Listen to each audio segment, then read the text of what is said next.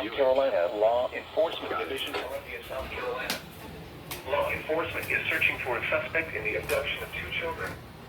The suspect, Tommy Lee Tolan, is a 43-year-old black male, 5 feet 11 inches tall, weighs 175 pounds, has tattoos on both arms, and has black hair and brown eyes.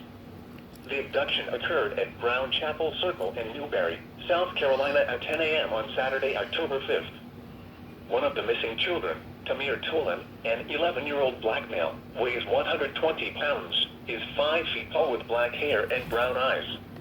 He was last seen wearing a white shirt, blue jeans and yellow shoes.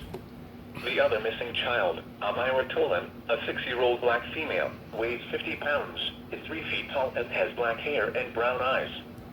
She was last seen wearing a black hooded sweatshirt, multicolored pants, and black shoes. The suspect, Tommy Lee Tolan, is driving a gray 2001 Honda Accord with a green hood and green passenger fender.